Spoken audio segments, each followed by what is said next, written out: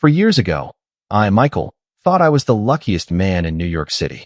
I had a beautiful wife, Emily, gentle and caring, who always brewed fragrant coffee every morning and prepared hot dinners when I came home from work. We married after 2 years of passionate love, building a cozy home in a small apartment in the heart of the city. I ran a small but stable company, while Emily worked at a large corporation, loved by colleagues for her intelligence and finesse. Every evening, under the warm glow of golden lights, we shared stories about work, dreams, and plans for the future, a family picture that anyone would envy. But life sometimes hides storms behind beautiful sunny days. Today, I'll tell you my true story, a story about trust, betrayal, and an unexpected trap. If you find it interesting, please hit like, share, and subscribe to my channel. Comment 1 if you support me or 0 if I need to improve. Let's get started. Before we begin, I'm truly grateful. If you enjoy this video, you can help me continue spreading meaningful lessons by subscribing if you haven't already. I recommend subscribing and turning on notifications so you don't miss any videos. If you like this video, please comment 1. If you don't, comment 0 so I know and can make better videos for you. Now let's dive in. In the early days after Emily started working under Mr. Thomas, the CEO of a partner corporation my company collaborated with, I still thought everything was on track. Emily was always hardworking, always aiming to grow her career, and I was proud when she was promoted to the Strategic Partnerships Department, a role demanding tact and intelligence. Higher pay, wider opportunities for advancement. I believed it would be a stepping stone for our family's brighter future. But then, like a cold breeze slipping through an open window, small changes began to appear. Quietly but enough to make me uneasy. At first, it was just about timing. Emily was always punctual, even nagging me if I stayed late at the office. "What are you doing coming home so late? Dinner's gone cold," she'd say with a loving glare. But just a few months after working with Mr. Thomas, Emily started coming home later. At first, she cited urgent meetings, preparing documents for major projects, or meeting important clients. "Go eat first. I've got some work left at the office," she'd say over the phone, her voice still gentle, sometimes mixed with the sound of typing as if to prove it. I trusted her, thinking it was work pressure, that she was striving for our future. But gradually, those late nights became more frequent, from a few days a week to almost every evening. Sometimes, the clock was nearing 10 p.m. I'd call, and she'd say she was at the office, but through the phone, I could hear soft music and faint laughter. I asked, "Are you still at the office?" She replied quickly, "Yeah, working with the team, don't worry." I nodded over the phone, but a nameless feeling began to stir, as if something was slipping from my grasp. Then came Emily's wardrobe. She used to choose elegant office attire, in soft colors like pastel blue or creamy white, tones she knew I liked. Whenever she bought something new, she'd stand in front of the mirror, twirl, and ask, "Does this look okay? Is it good for work?" I'd laugh, nod, or tease that she looked beautiful in anything. But now, her closet started filling with form-fitting dresses, deep necklines, and sparkling 10-inch heels she once said hurt her feet and were inconvenient. One day, I saw her standing in front of the mirror, trying on a striking red dress that hugged her figure, accentuating curves she rarely showed off before. Surprised, I asked, "You're wearing that to work?" She smiled lightly and replied, "Mr. Thomas's partners are all stylish. I need to dress confidently, honey. Plus, the job now demands a more professional image." Her explanation sounded reasonable, but her eyes darted elsewhere, no longer as candid as before. I began to feel an invisible distance, small but sharp, like a scratch on a glass, still intact, but no longer whole. Our evenings at home also changed. Before, after dinner, Emily would sit beside me on the sofa, sharing little stories from the office, from colleagues teasing her, to new projects she was excited about. But now, she'd hold her phone, fingers swiping quickly, occasionally smiling to herself. Once, I asked, "What's so funny?" Startled, she turned off the screen and said casually, "Oh, just some work messages." But her eyes avoided mine, as if hiding a secret. One evening, when Emily left her phone on the dining table, the screen lit up with a message. "Boss, you were amazing tonight."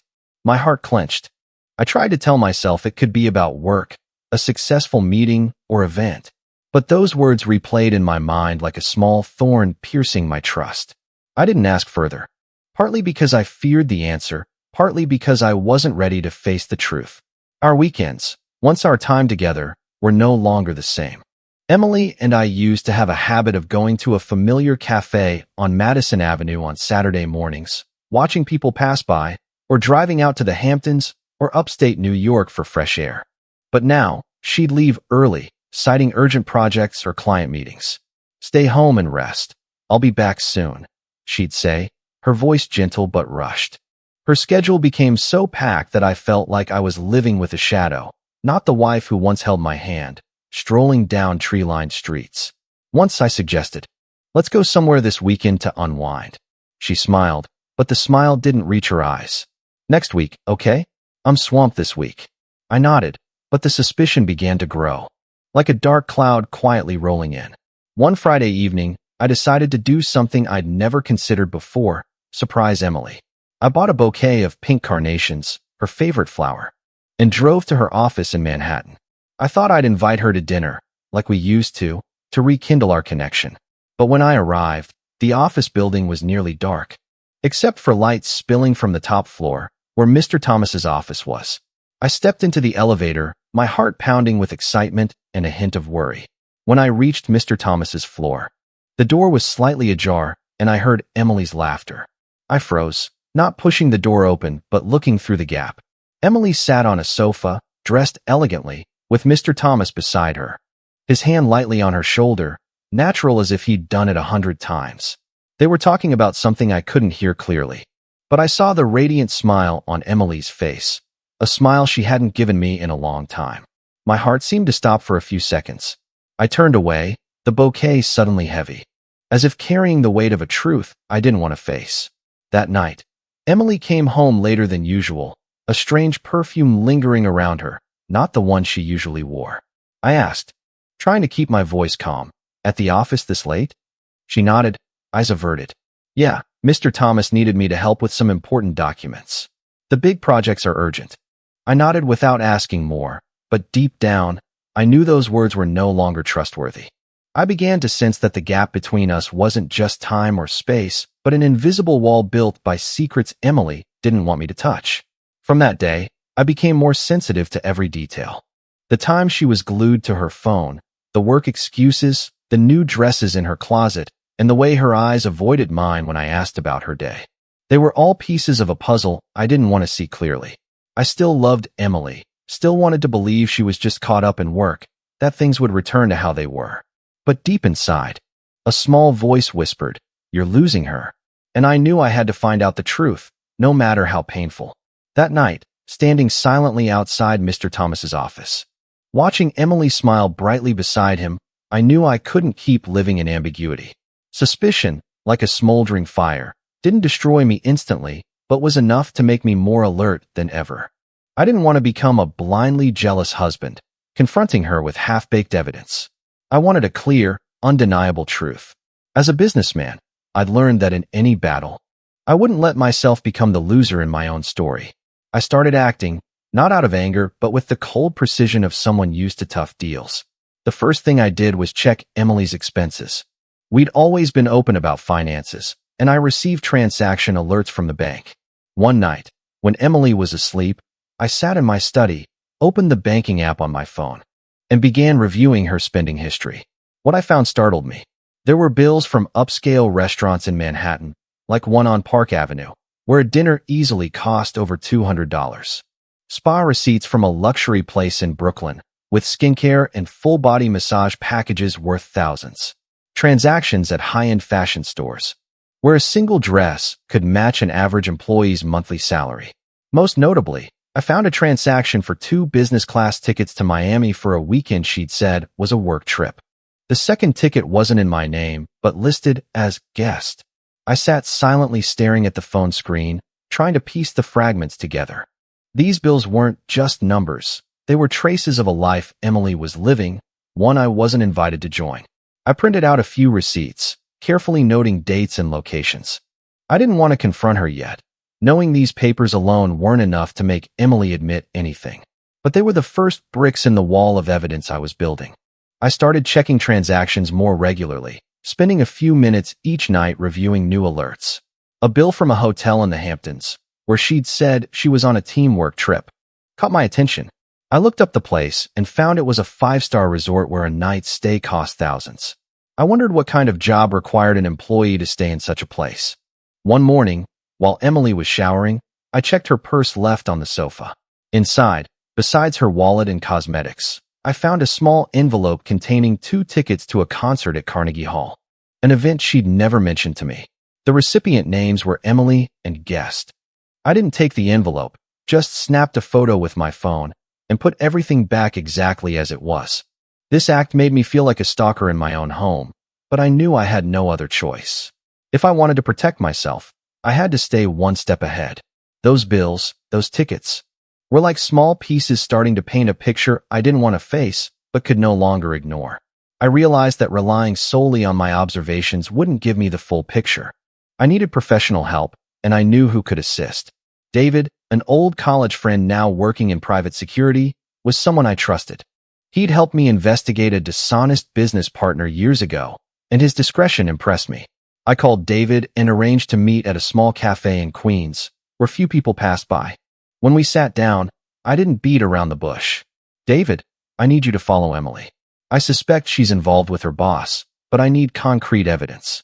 David looked at me, his eyes free of judgment, and nodded.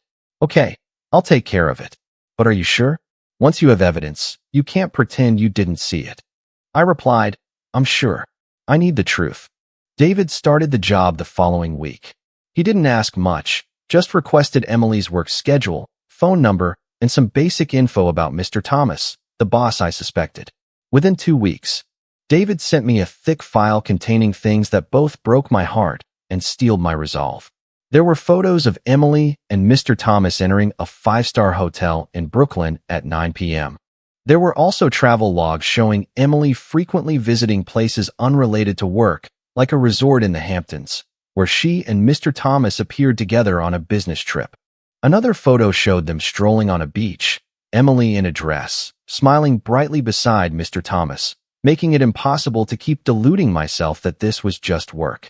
Each photo, each video, was a stab at my trust. But instead of letting emotions overwhelm me, I felt myself grow clearer-headed. I saved everything to a separate encrypted drive and told David to keep following them. "I need more, David, not just the affair. I want to know what they're planning."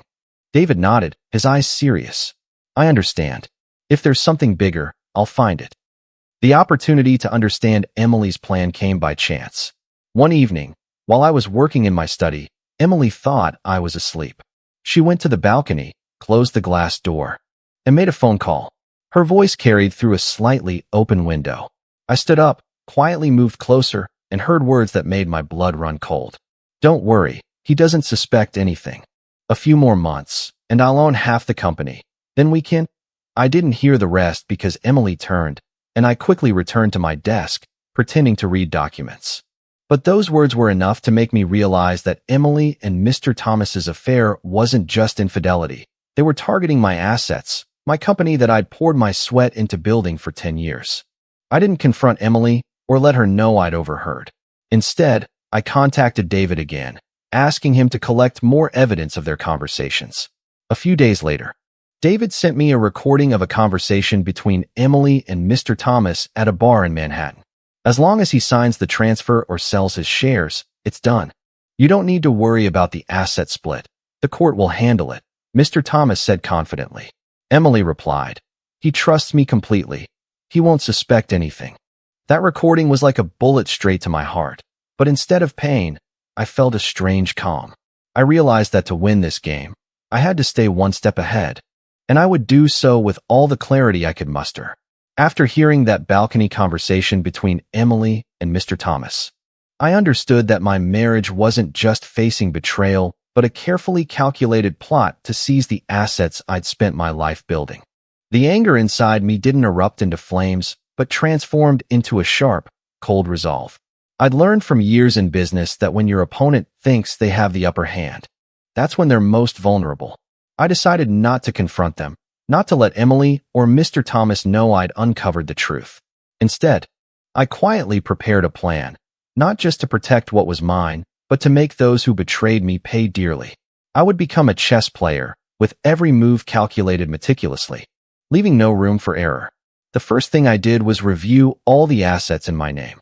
I knew that in divorces, especially with large sums involved, shared assets could be split evenly if not protected properly.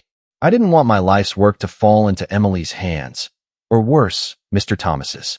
I started with the apartment in Brooklyn where we lived. I'd bought it before marrying Emily, but out of love, I'd put her name on the title too. I contacted a trusted lawyer who'd help me with business contracts and asked him to prepare documents to transfer my share of the apartment to my mother's name. Say it's for easier family asset management. I instructed to ensure no suspicion arose. The transfer was done quietly, with all legal documents notarized at an office in Manhattan. Next, I reviewed my company's shares. Though not a massive corporation, my company held significant value due to contracts with international partners. I didn't want Emily to have a chance to claim shares in court.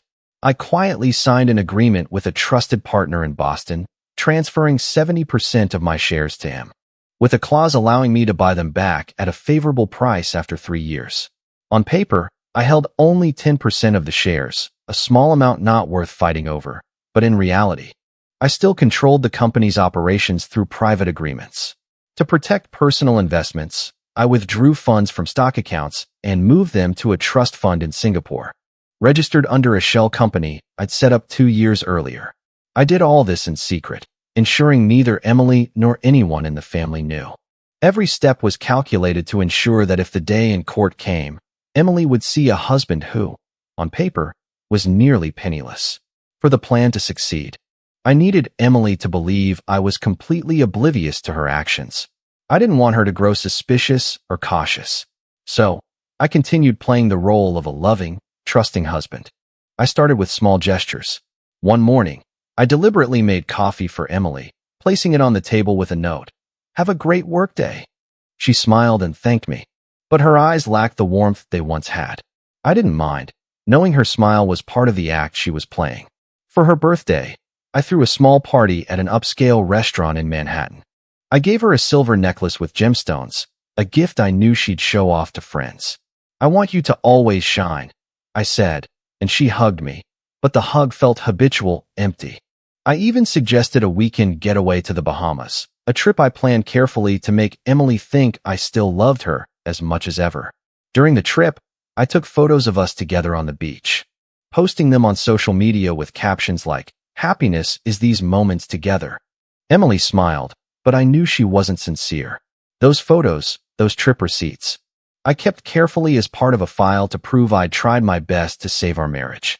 Alongside protecting my assets, I started thinking about how to draw Mr. Thomas into my plan. I knew he wasn't just Emily's lover, but the mastermind behind the plot to seize my assets. During a meeting with partners, I deliberately mentioned wanting to expand into real estate, a field where Mr. Thomas's company had expertise. I invited him to my office to discuss a joint venture. "I've heard you're great in this field. I want to learn from you," I said, my tone full of goodwill. Mr. Thomas smiled, patted my shoulder like an older brother, and agreed to collaborate. I proposed signing a capital contribution contract, where both sides would invest in a residential project in New Jersey. But I intentionally included a clause: if one party violated business ethics or damaged the other's reputation, the contract would be voided unconditionally, and the violating party would lose all benefits.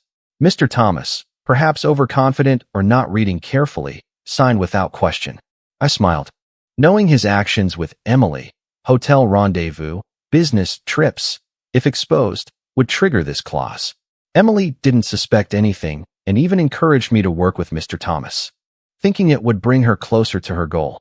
To ensure my plan was airtight, I began preparing legal documents.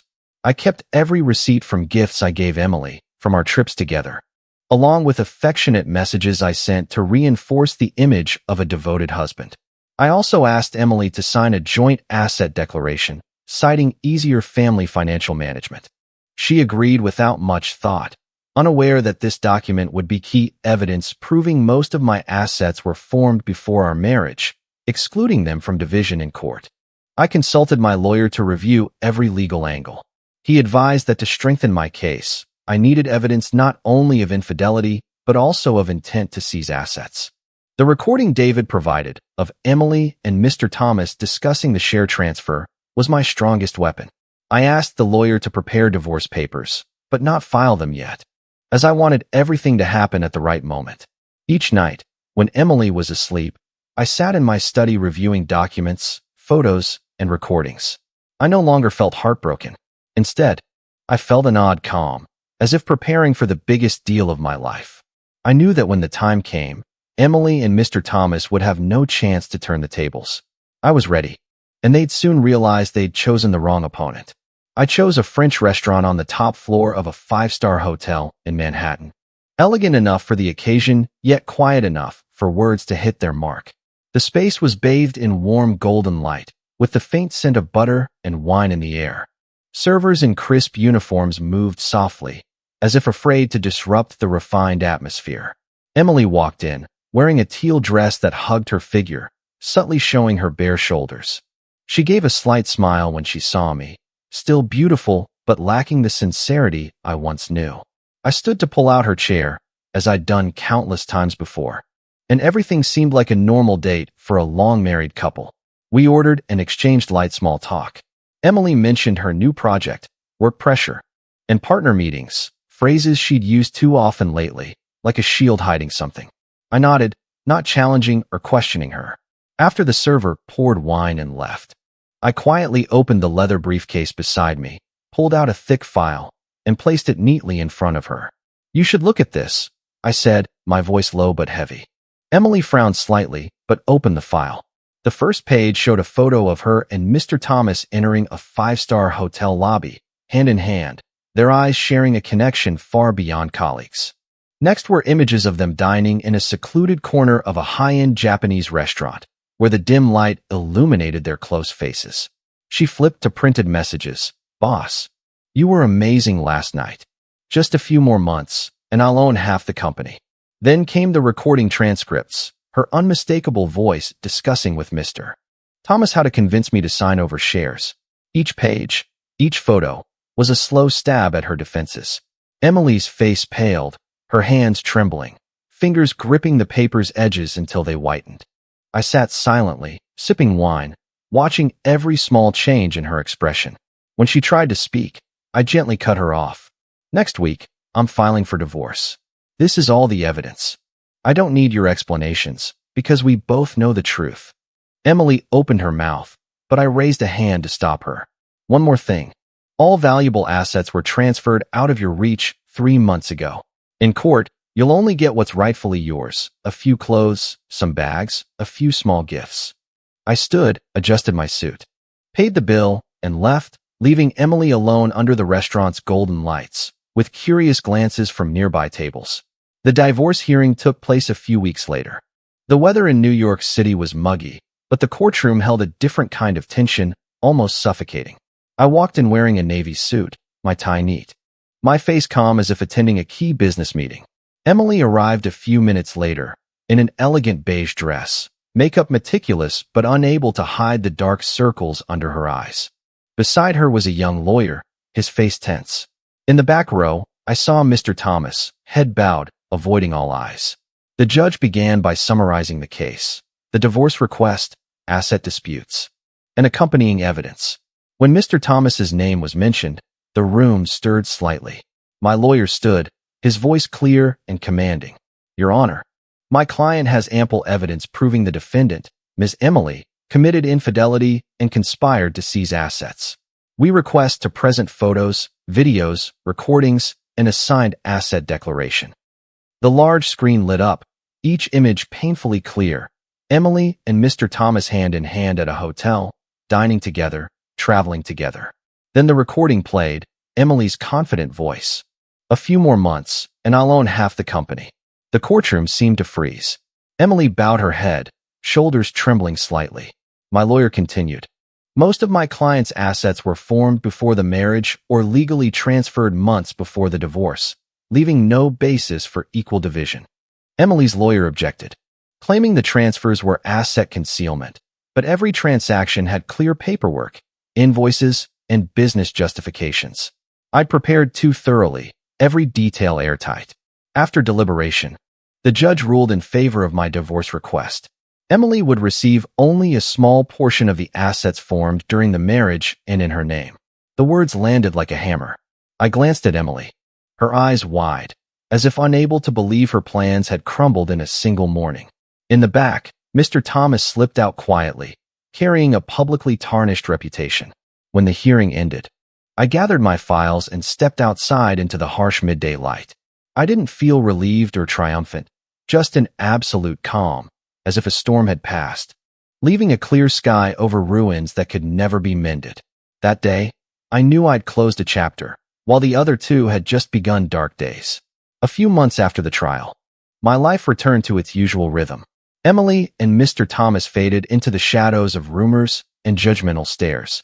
Emily lost her job, the luxury apartment was gone, friends distanced themselves, and new opportunities closed before her. Mr. Thomas was forced to resign, his marriage collapsed, and the reputation he'd built over a lifetime crumbled in months. One late fall afternoon, I ran into Emily at a supermarket. She was thinner, dressed simply, no longer the proud figure of before. When she saw me, she hesitated, then softly said, "I'm sorry." I only replied, "Everyone pays a price for their choices." Then I walked away, my heart light as a cloud.